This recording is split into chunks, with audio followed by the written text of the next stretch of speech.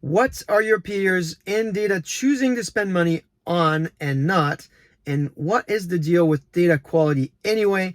You're going to want to stick all the way to the end of this video to hear a little bit about the controversy around data quality this past week. But before we get started, I want to highlight some incredible leaders that were highlighted at Data Cloud and AI Summit this past week, and whose story I'm also going to highlight this coming week as I keynote the Data Cloud Summit live in Canada. By the way, if you've not signed up, you still have time to do that. Just head on over to my blog to find a link to the free registration. And also, we had a pretty busy week this week, because if you remember this paper I highlighted a few weeks ago, I was featured in the Harvard Business Review, a paper on transforming data into business value. This coming week, we're going to do a session with Julie Duvall and Alex Clemente of the Harvard Business Review to talk about the why behind this data. And we're going to take questions, of course, so we expect this to be very engaging for you. So be sure to register for it. Link is down below as well. All right, let's start with the heroes of the week. The first one is Brice Miranda, who is the data AI and automation leader at Orange France. Not only did he do a great video explaining how he thinks about modernization across 60 data lakes and data warehouse, but also in his blog, he highlights how to choose use cases. And we talk about this often. Should I start with new use cases? So I enable new ones. In this case, he picked a collection of 30 to 40 use cases that were smaller, that were not moonshots, that increase his ability to drive value for the organization. The first one that I thought was really interesting is product recommendation. Obviously, Orange today has stores where salespeople are recommending new products. He's looked at a multi-channel way of doing product recommendation, really super helpful guidance. The other one is around inspections, job inspections, using visual AI, where someone can take a photo of a wiring job, for instance, and get feedback on the quality of that job. Really interesting blog. Take a look at it if you have time this weekend or this week. The second hero is Arnaud of Richmond. This is an organization that's connected to maisons like Cartier. And if you remember, just a few weeks ago, I was spending time with the chief data officer at Cartier there. Thomas Mayer is an incredible leader to know and follow. So I hope you can follow both Arnaud and Thomas. And Fabrizio, if you remember from our discussion on modernizing across SAP data for purchase orders, sales orders, I'm going to connect you with Thomas right after this CarCast, because the two of you have a lot in common.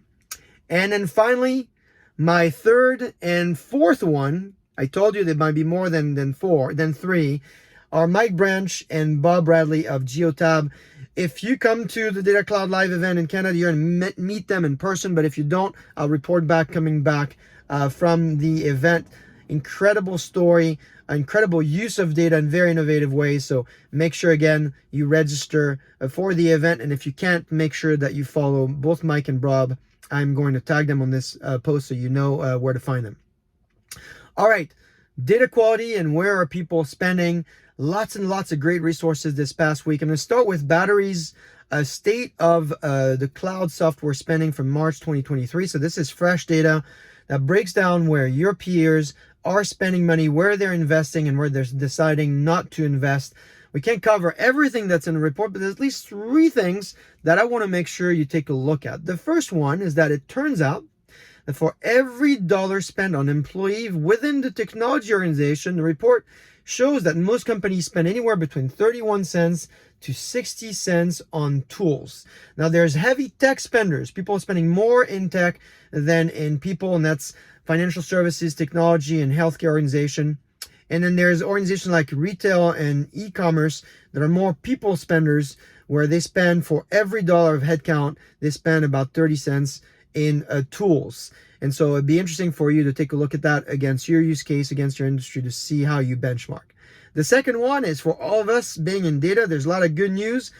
2 out of the top 5 priority roles CXOs are hiring for right now is in data. So this is great news for all of us. And then the third one is the order in which people are choosing to invest. They prioritize data lakehouse, they prioritize data governance and quality, and then they prioritize visualization and applications. Now, you can see here the order of data quality and data governance is an important one.